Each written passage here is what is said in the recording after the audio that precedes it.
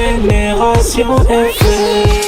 Generation FM, the best radio. Génération FM. Voilà, avant tout, je tenais à m'excuser au nom de Labrador Events auprès de tout le public qui nous avait fait confiance, parce qu'on a eu à délivrer même des billets dès qu'ils sont disponibles. On a délivré des billets déjà avant l'heure et on avait entrepris des démarches pour le bon déroulement du concert. Malheureusement, comme l'a dit certains membres du staff, nous-mêmes on est ébahis, on tombe des nues quand on a vu qu'à 72 heures de l'événement, que l'artiste en question, Keba, on a vu ses affiches le même jour, à la même date, dans un autre lieu, ce qui nous a valu quand même d'appeler son staff, notamment son manager et son producteur.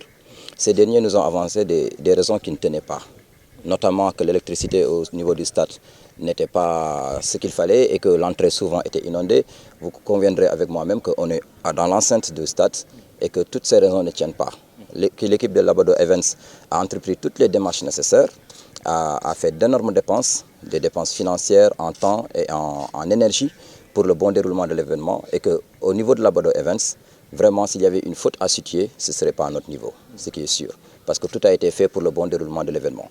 Les tracts sont sortis, les affichages sont effectifs, à la radio on a eu à payer des spots, on a fait des caravanes, et on a même versé des avances pour la sonorisation, la lumière et pour le stade. Donc ça, c'est des dépenses énormes que nous avons engendrées et que l'artiste et son staff décident d'annuler le concert à 72 heures sans raison valable.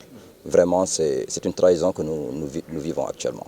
Bon, pour le moment, comme Labrador Events travaille en staff, nous laissons quand même le soin à notre équipe derrière de choisir la route à suivre pour le déroulement des événements après.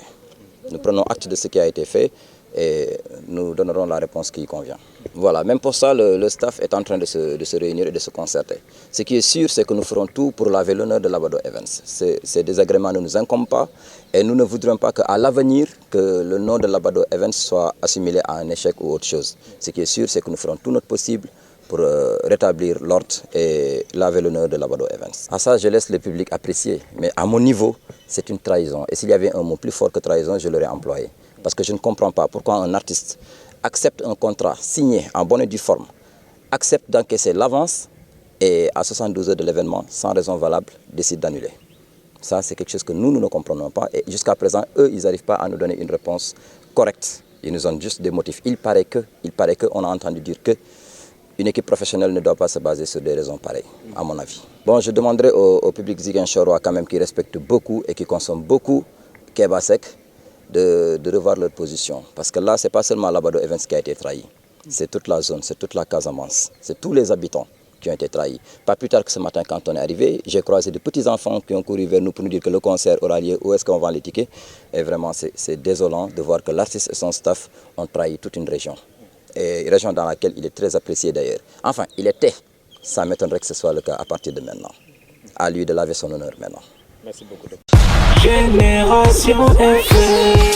Generation FM, the best radio. Génération FM.